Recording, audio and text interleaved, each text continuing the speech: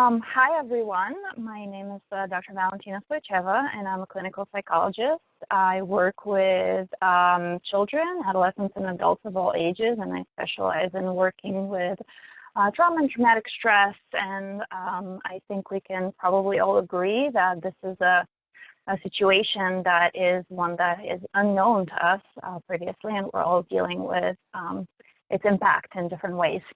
I don't want to call it a traumatic situation for everyone because I do think that some people are coping better than others, but it's certainly a situation that is very difficult and stressful. So today I was invited, which I'm very grateful and touched by this invitation, to talk to you a little bit about children and families and how we're coping, how we can help and support kids in their mental health, and in harnessing their resilience in dealing with everything going on around us, between the anxiety that comes with worrying about health and the health of family members, the education about how to keep ourselves safe, and then also I think just the social isolation that our kids are experiencing and the loss of community.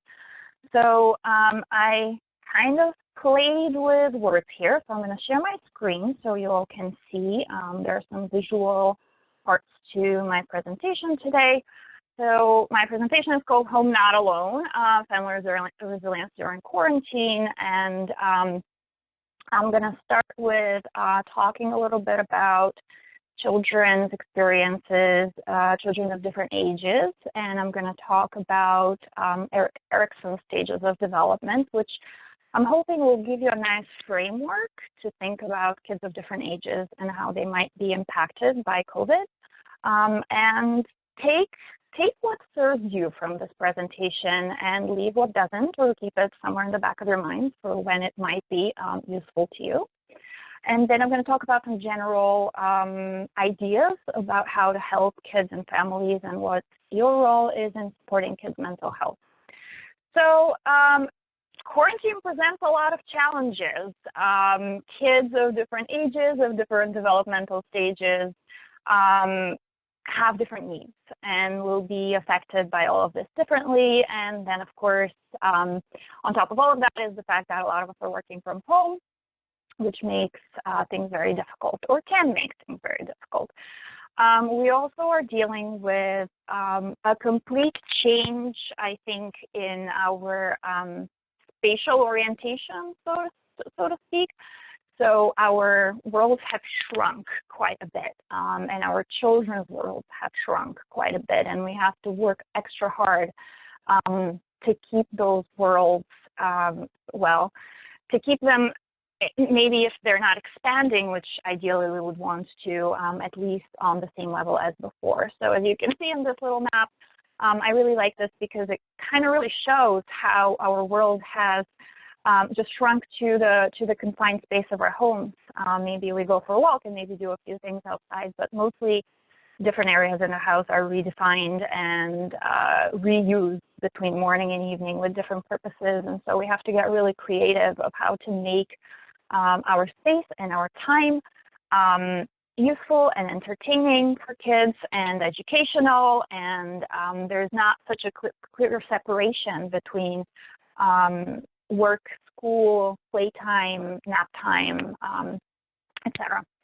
So I want to start with, this is a little bit of a busy slide, so you don't have to worry about looking at all of it, because I'm going to go through most of it separately as we talk about how kids are affected by COVID and by isolation.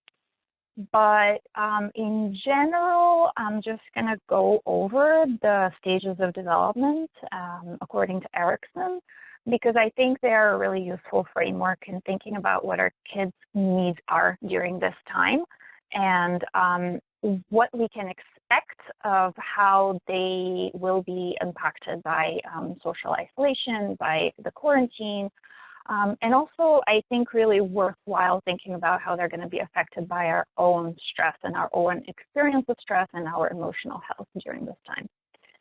So typically, Let me actually preface this by saying that these stages are not necessarily as discrete. This is a theoretical framework. And also, they're not necessarily going to follow in this order strictly and exactly as the theoretical framework suggests. So we want to allow for some flexibility. And also, this doesn't necessarily cover children who are not neurotypical. So for them, there might be some differences in the time frames and the ways that they go through these stages. But we're talking here in general. Kids from birth until about 18 months, according to Erickson, go through a stage called trust versus mistrust. During this stage, the most important accomplishment for them is establishing a sense of safety and security in the world. There is this inherent trust that they build that ensures them that they will be taken care of. And as I go through these stages, you can kind of see how they build on each other. And when we see a kid of a certain age, hopefully if they've gone through these stages safely and securely and successfully, they will have certain beliefs and expectations of the world and those around them and themselves. Of how it will affect how they behave, how emotionally regulated they are, etc. So this is the first stage, establishing safety and trust that the world and our caregivers will be there when we need them. It's a very, very fundamental need, so to speak. Kids between 18 months and about 3 years of age are in the autonomy versus shame and doubt stage. So during this stage, they start establishing some personal control and a sense of self. This is usually when we might start potty training them, and there you can very easily see when they start trying to exercise control or are unable to do so, or maybe they're exercising too much control. They're trying to figure out their way. They also have an increased self-awareness. And I'm gonna talk right now just about the successful accomplishments of those stages, and in a minute when we go into them one by one, I'm gonna talk about what happens if things go wrong or if there are challenges. Kids between 3 and 5 years of age are in the stage of initiative versus guilt. So in this stage, kids they start new things, they try new things, they develop a sense of purpose. They explore, they learn about the world, they ask a lot of questions, they get mischievous, and this is where I think of Harry Potter and the quote there, "I solemnly swear I'm up to no good." We see this a lot with kids that age, and even the stage after that. Just learning how to try new things and to have a sense of initiative. And also at this stage, they start building cooperation, which is also very, very important. Next stage is 5 until 13. So this is industry versus inferiority. Kids really learn the joy of applying themselves, not just trying new things and and showing initiative, but also just learning how to stick to certain activities or to try harder.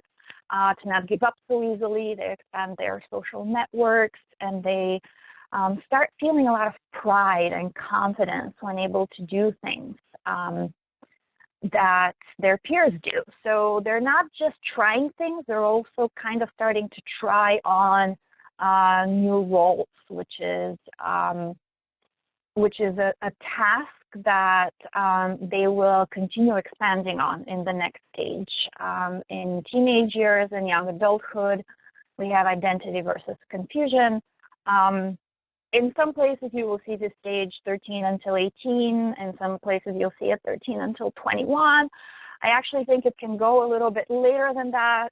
We live in a slightly different world than when Erik Erikson created this theoretical framework. So, and also let's not forget that some of these stages, especially later on, kind of overlap around the edges. So in the identity versus confusion stage, we have a really important task of creating or building the fundamentals of a healthy sense of self.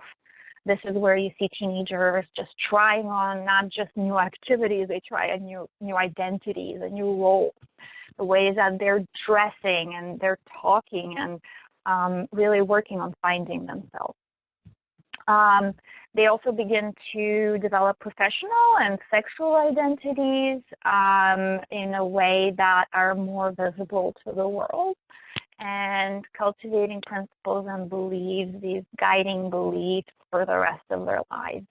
And if done successfully, the stage leads to confidence and integrity versus confusion. I'm not going to touch so much on the later stages since the purpose today is to talk about kids, but I think they're important to keep in mind because likely if you're a parent, you are in some of those stages. You're either in the next stage, which is intimacy versus isolation, or the stage after that, which is generativity versus stagnation. If you're grandparents, you are probably likely in the next stage, which is integrity versus despair. The age ranges there, I think, could be very variable, so don't get kind of hooked on the actual ages that the theoretical framework suggests. As I said, we live in a slightly different world at the moment than when this was created, but I think they're important to think about conceptually. And for yourselves, in the intimacy stage as parents, I think right now a big challenge is spending time together with your partners, with your spouses, with our other loved ones, creating a sense of intimacy. I mean, I have so many parents these days and couples tell me that they actually haven't had any time to talk to each other, let alone be physically intimate since the quarantine started. There hasn't been a date night because we're home all the time with the kids and there's no separation. So how that affects you will have an impact also on how you're, with your kids. And then generativity in terms of creating a legacy. Generativity has to do with connections with society and community. We're losing some of those connections, or we're feeling challenged in maintaining those connections. So I think that could be something to think about too, how that's affecting you and how you're coping with that is affecting your family life. So let's go through some of these stages a little bit more in depth and to look at how COVID has affected potentially or can affect our kids and what we can do about it. So for the trust, mistrust stage to be successfully resolved and accomplished, some of the important conditions are predictability of caregiving routines and consistency. So kids at that stage are entirely dependent on their caregivers. And so the more predictable their routines of feeding and changing and sleep time are, the better. And I think with COVID and our quarantines, being stuck at home, working from home, a lot of us, one or both parents, schedules can become unpredictable at the beginning. I think they can probably still be unpredictable. Each one of you knows best where you are in your life right now and what the struggles are. But I think if you have an infant, thinking about how you can create some of that predictability is crucial. There are also limitations for parents in terms of finding childcare, in terms of being able to rely on family support. So those are very real as well. So this isn't to say that if you're not able to keep the same routines, there are going to be big problems. It's just to kind of maybe gently direct your attention in that area. And if there are things that can be problem solved, or brainstormed around, that would be a good thing. But of course, recognizing the fact that stress is very high. And so some routines are important. Sometimes it's also important to be flexible, and I'm going to talk about that a little bit later. I think it's crucial also still for parents because, again, kids are so dependent at that age. To really keep in mind our own anxiety and our own emotional health. I think we can feel disappointment. Some first milestones will be met, and we might not be able to celebrate with family. So adapting to that, inviting people to Zoom calls. I think we're probably all of us Zoomed out at this point, but maybe selectively picking and choosing when and how to receive that support to the degree that you have control. If that helps your own mental health, it will be helpful for your kids as well. Next stage. So we talked about autonomy versus shame and doubt. So in order for kids to accomplish that, some of the important conditions are caregiver patience, encouragement, and tolerance of rejection. That last one is extremely important.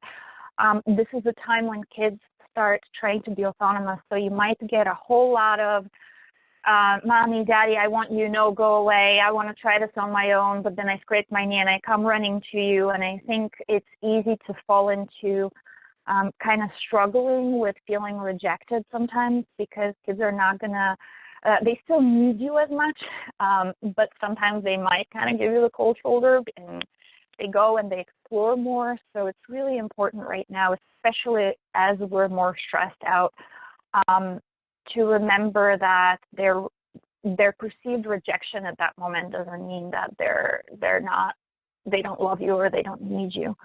I think balancing parents needing privacy for work can be difficult here, because kids do want closeness and contact. I've had some scenarios in which, for example, one parent is working from home, which is not typical. And so whereas in the parent's mind, it was a really good idea to come out during breaks and say hi and give their kid a hug and a kiss, it actually turned out to be a bit problematic, because the kid had a really hard time adjusting to the back and forth, and they wanted to go with the parents to their workspace and had a really hard time with that rejection because they just wanted to explore, and the parents were getting frustrated that they were feeling rejected because the other parent was not wanted, so to speak. So I think it's really important to remember that these are normal things that come up in this stage, and to not shame the kid for rejecting you in that moment, but also maybe adjust the schedule so that, you know, these unscheduled breaks, for example, are not happening just because they do tend to, maybe that's not the case for you, but I've seen it happen quite a few times at this point. So children pick up on parental stress here, and they might have more tantrums. They might try to control more things in their environment, even things that are not controllable. Things like, I want to put my left sock first and the right one after, and we're having a tantrum if that doesn't happen, or I want to come downstairs first, and you're allowed to come downstairs only after me. Things like that. So keeping an eye on that. If you see that there's an increase of that, then maybe your kid's picking up on some of the stress. So having a conversation, starting to label their emotions for them. This is a stage where they're kind of starting to grasp the idea of basic emotions, kind of like mad, sad. Very simple words could be useful in helping them start verbalizing. And of course, for yourself to kind of keep an eye on your own stress, and that I think is a theme that's running through this presentation. That we're just, you know, as a parent, you're the one who's, if you need an oxygen mask first, that's really important so that you can then help them. Next stage, 3 to 5 years, approximately, initiative versus guilt. So the important conditions here are the ability to try on new roles and to experiment and to ask questions.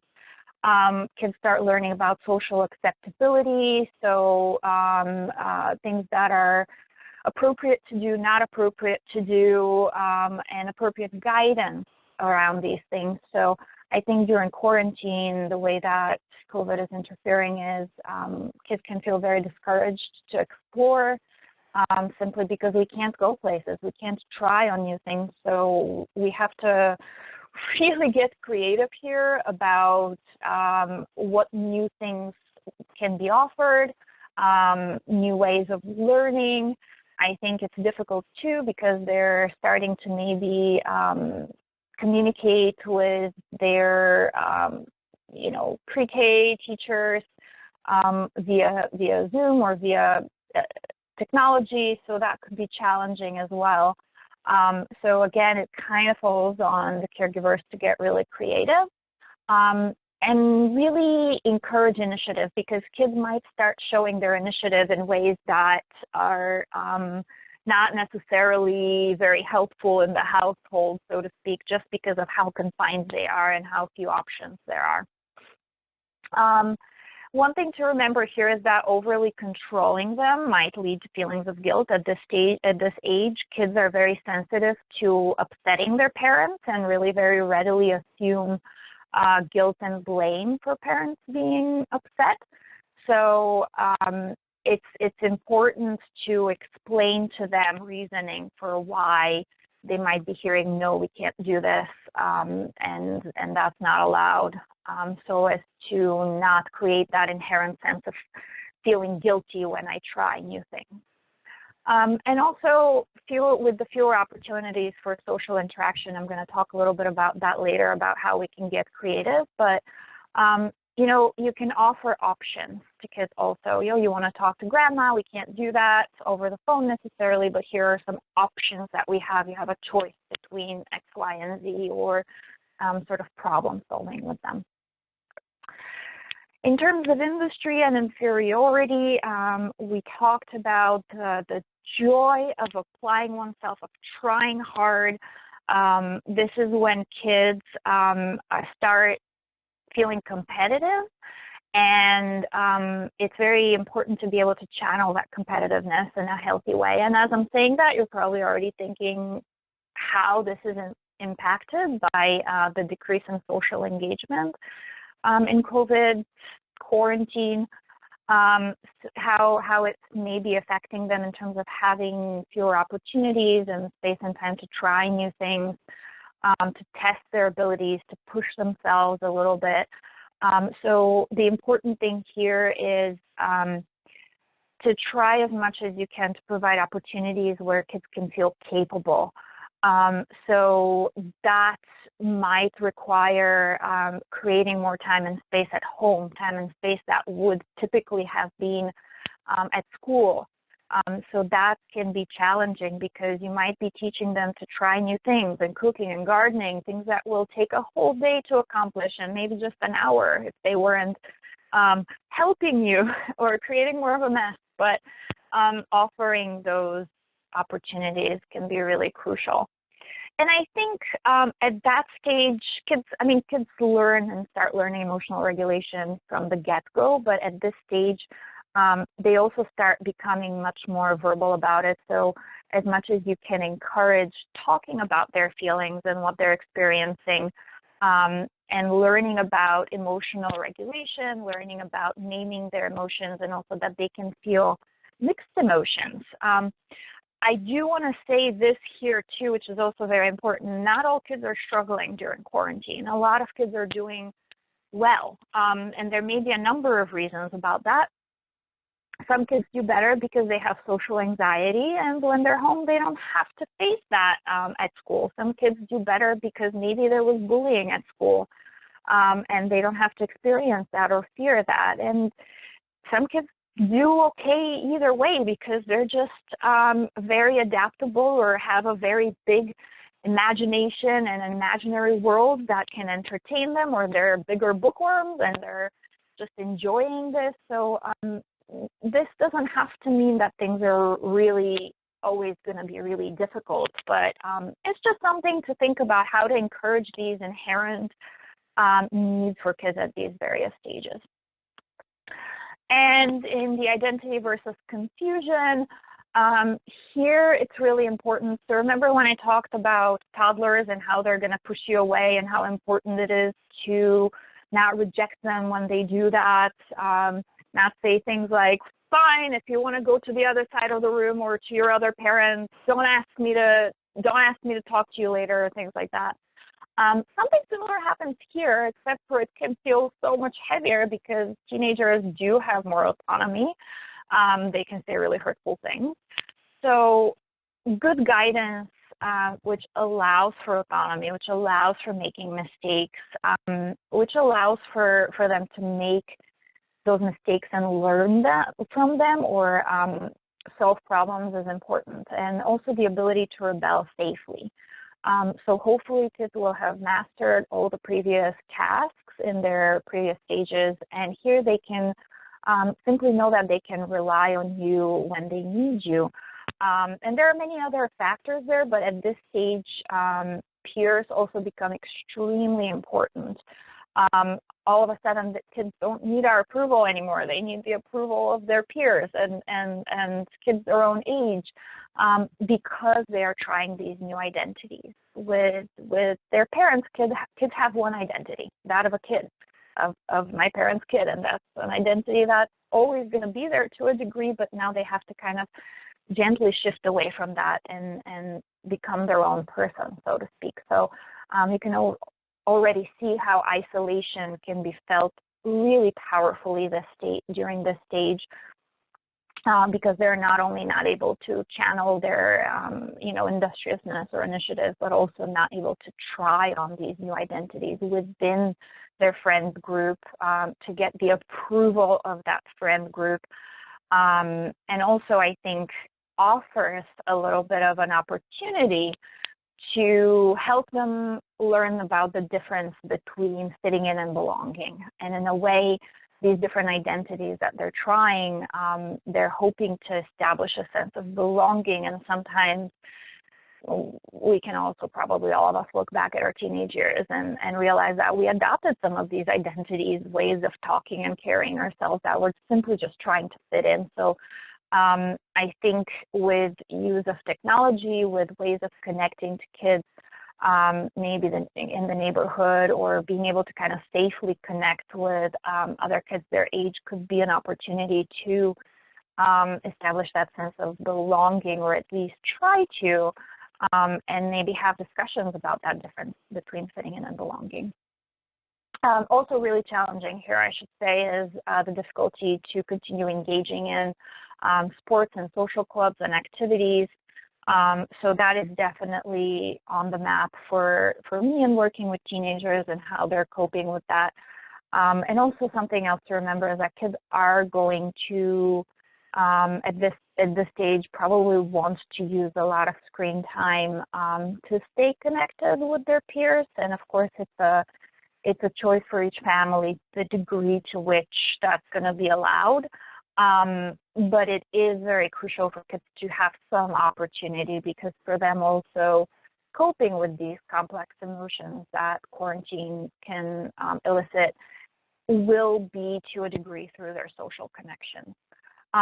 Something to just keep an eye out for, I would suggest here, because kids this age also start talking about physical intimacy and intimacy with others, is just to keep an eye out. Things that I've been hearing about, that I've been reading about, and I've seen also just in some of the families that I work with, is maybe if you haven't had that talk with kids about social media and explicit pictures, etc., this might be a good time to have it, because kids are starting earlier and earlier to, now with all of this access to technology and no access to each other, we've seen some increase in those kinds of behaviors, and maybe it might be a good time to talk about privacy and protecting one's privacy. So this is just an example here, but based on the age and stage of development, certain quarantine limitations might mean different things for different kids. So in terms of trying new things, for example, in the initiative stage might be thinking, can I try new things? And as a parent, you might be thinking about how is quarantine limiting the ability to try new things, and how can I create that for them? For the industry stage, it might be how many new things can I try, or how hard or persistently I can try. So as a parent, that might be a direction to think about, to think in. And then in the identity stage, it's more about what does trying these new things mean for me, and also me in relation to my peers. So here's this just one aspect of experience in trying new things, how it is kind of like looked at differently through the lens of the different stages. So at this point, I'm going to move forward to talking a little bit about some general things that I found helpful and thinking about. And made an attempt at just making this a little bit easier to remember and using a few keywords that spell out create. So they are communication, routines, expectations, acceptance, time for play, and emotional health. And so I'm going to touch on each one of these separately and sort of what I mean by talking about them, and just maybe some points of thinking about different things and how they maybe come up in your life. In terms of communication, so my suggestion is to communicate openly about COVID, but in a developmentally appropriate and honest way. So kids will have a lot of questions. Is this dangerous? Can someone die? How long are we going to be under quarantine?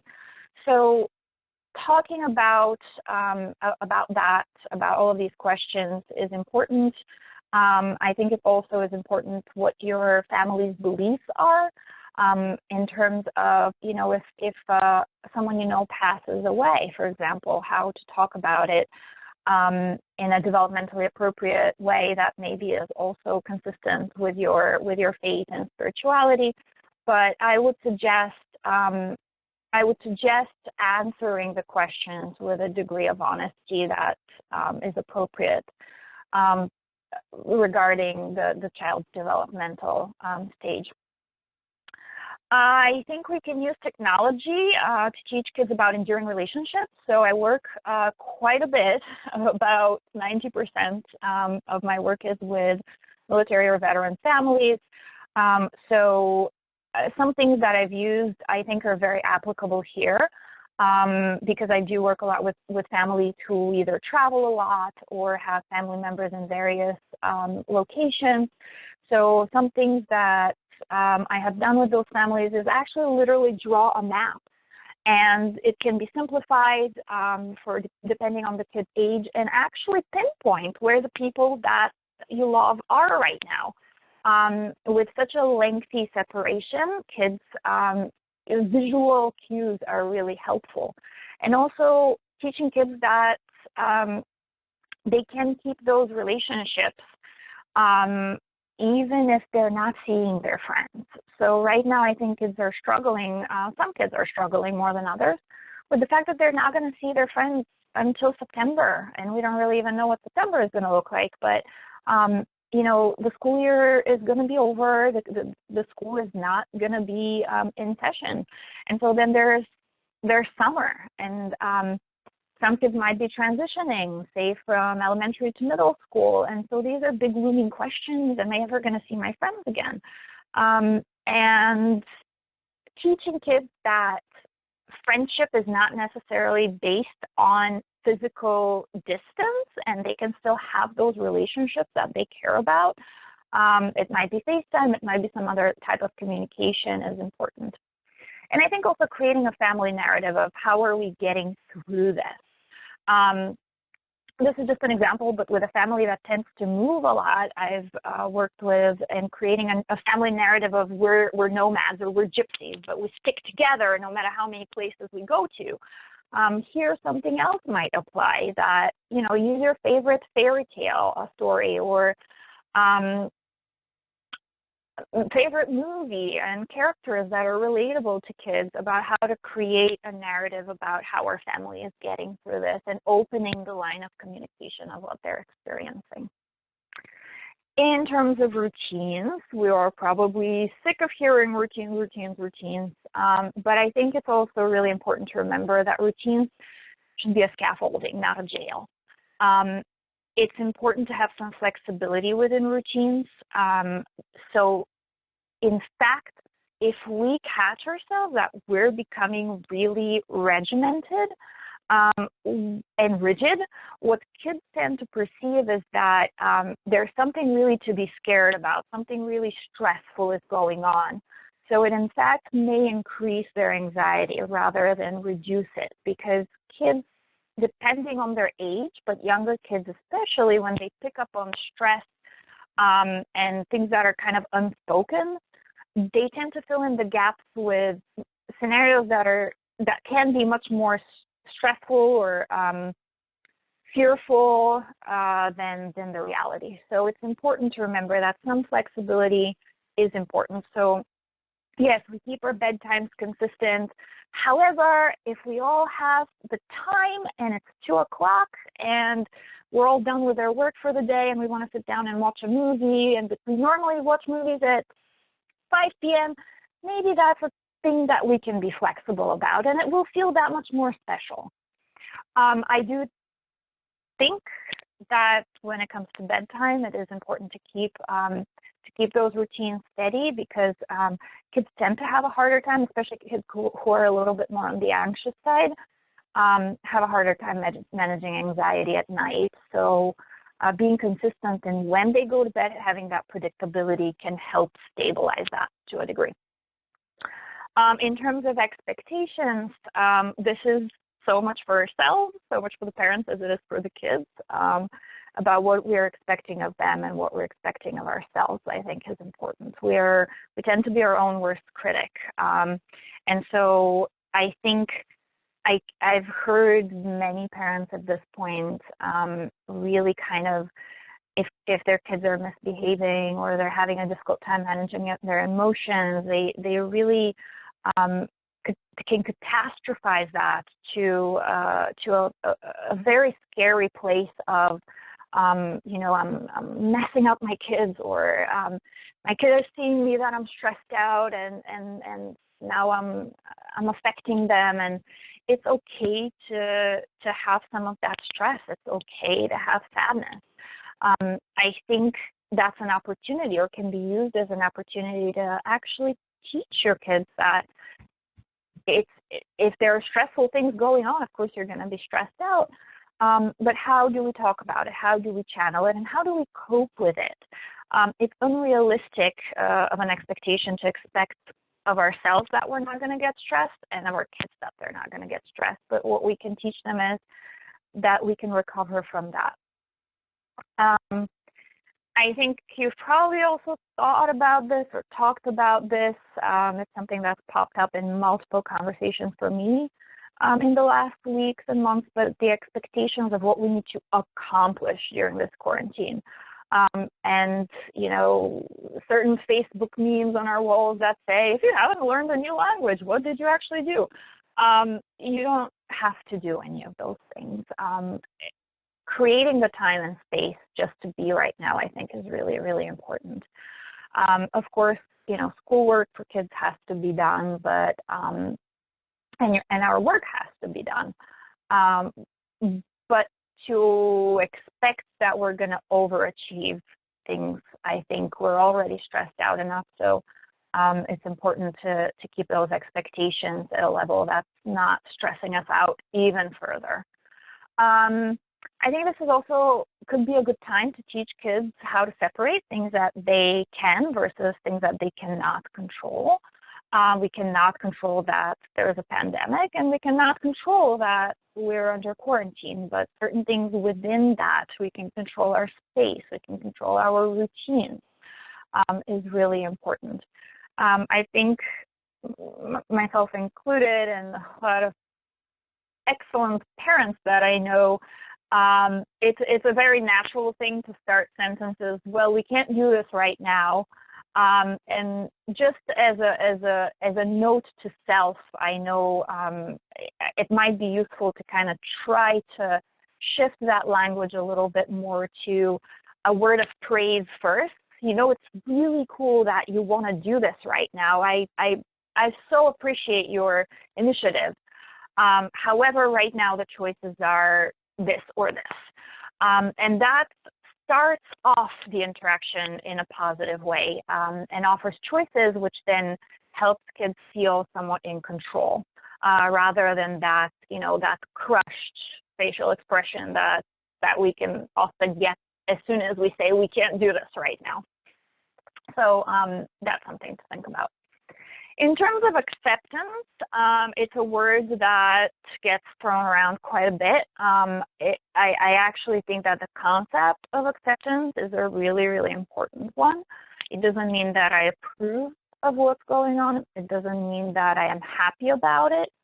but it does mean being able to acknowledge that is happening and then find a course of action that's appropriate to what's happening. So this is one of there are very few equations, so to speak, in psychology, but it's one of my favorite ones that says acceptance equals sadness plus relief. Sadness, because we might not be very happy about what's going on. As a matter of fact, if we were happy, we wouldn't have to practice acceptance. We would just be happy. But being able to acknowledge the sadness, or maybe frustration, or maybe fear or worry, and then relief, because the relief piece, when we really truly accept something, is that wave of knowledge that we don't have to keep hitting our head against the wall, telling ourselves this isn't happening, right? We've all had those moments. This can't be true. This can't be happening. So once we feel that relief, we don't have to do that anymore. We don't have to fight something that already is there, whether or not we're fighting it. We can then allow ourselves to approach the problem with more creativity and perspective of this is happening now, what do I do? And I borrowed this from my colleague, Dr. Desiree Romagera, and she allowed me to use this today. I'm very grateful, but I think it's important, it can be helpful to frame for kids what's going on right now, not as the new normal, but maybe as a for now normal, or this stage. Because the new normal really kind of makes us think about a before and after. And if the before was what we remember and the after is after quarantine, it kind of sets the stage to feel a lot of despair about what's going on right now and the before never returning. I think it's very plausible that our lives will be different even after, the pandemic has passed, whenever that is. Technology has certainly changed and will probably continue changing. Some services and how they're being delivered might change. But this is a for now normal. That things are not going to be this way forever. We're not going to be separated from our loved ones forever. So it's important to look at this as one stage in a very lengthy timeline rather than a before and after and the old normal and the new normal. And I think that can help kids, especially kids who are a little bit older, kind of wrap their heads around how to think about this, and also can give them a whole skill to apply later in life when they are going through stressful events and events that kind of take a toll on our system. And I think it's also having acceptance of what's going on allows us to create a new narrative. So how we narrate what's going on is important. And if they keep hearing from us constantly that this is so stressful, this is so unbearable, this is the worst, that's how they're going to think about it too. And I've been just so amazed by a lot of people and the creativity that they showed from the get-go. Birthday parades and birthday floats and Zoom meetings with hiring llamas and ghosts and yes, that exists. If you haven't done it, you can pay to have a ghost come to your birthday Zoom meeting, for example. Those are the amazing things that we can highlight, and creating that narrative.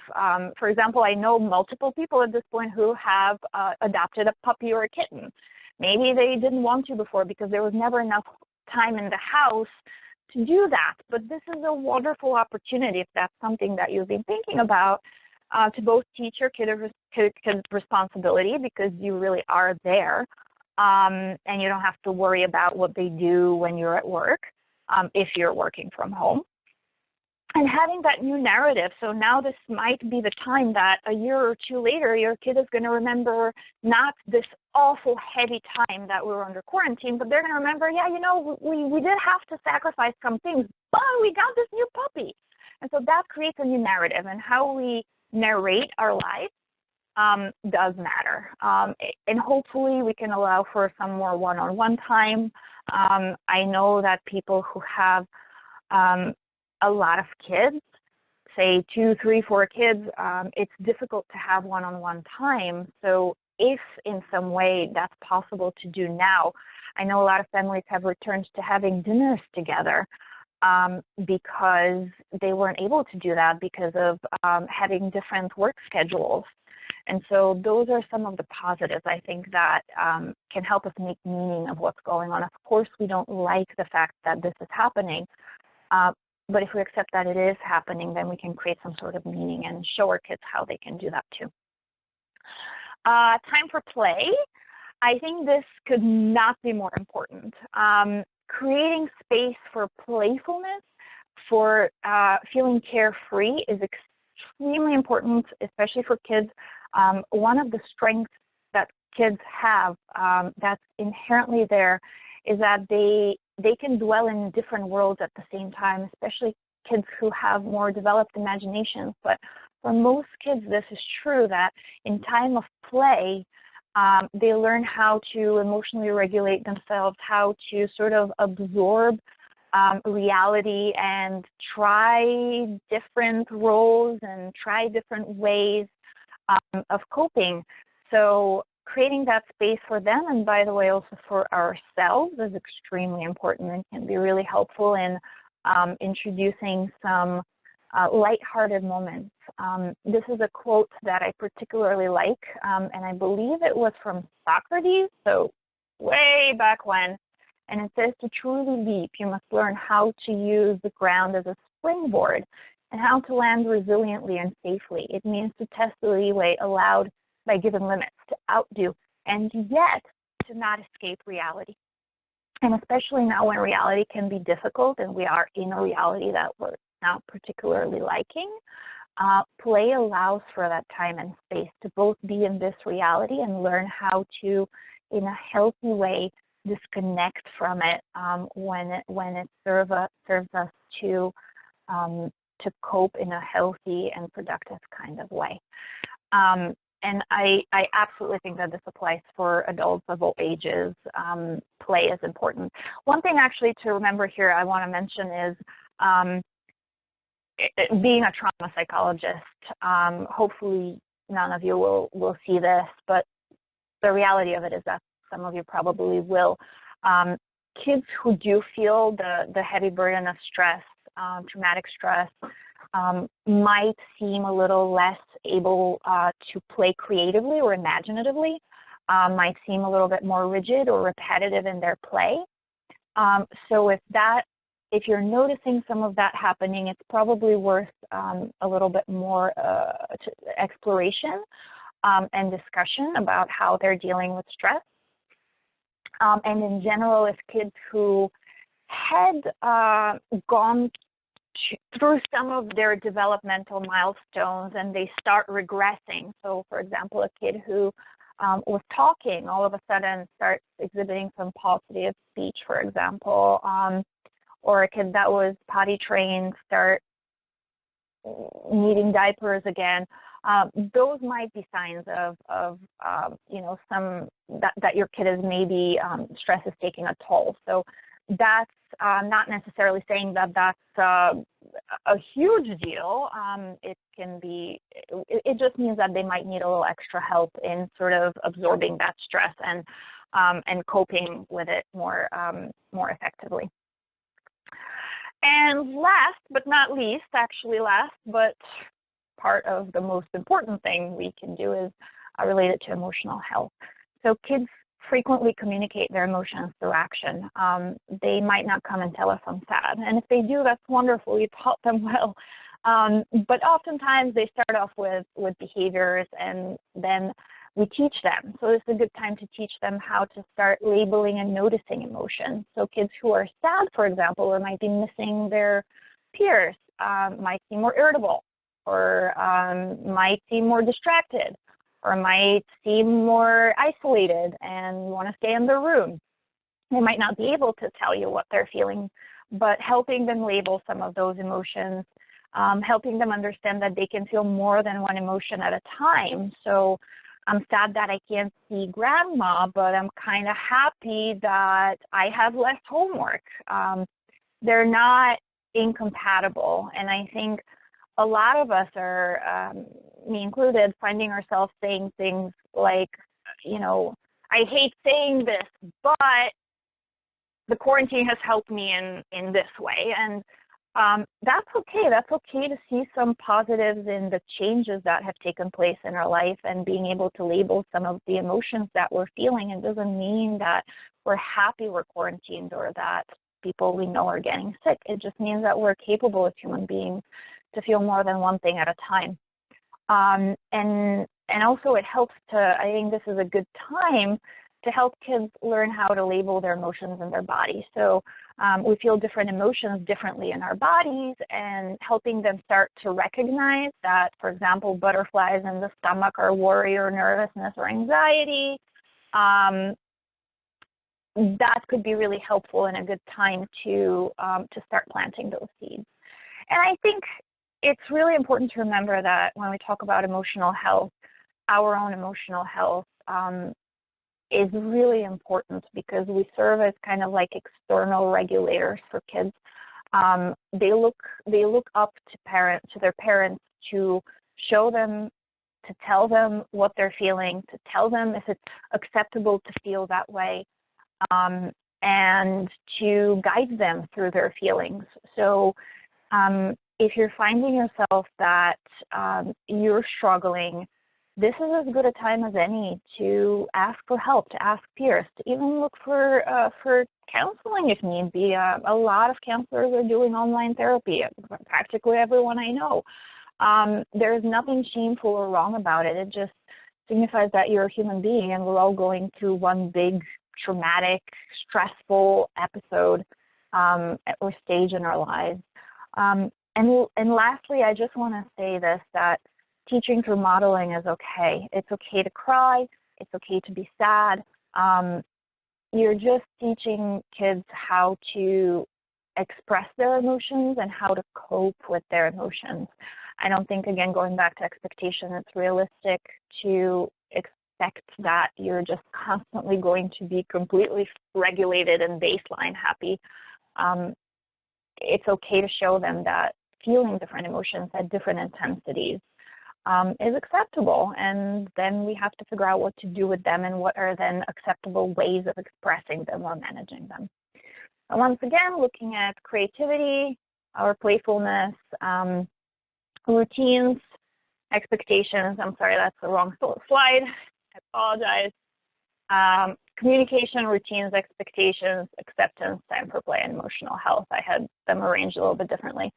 To remember those pillars of or guidelines of things to think about and create the space for yourself and for your kids.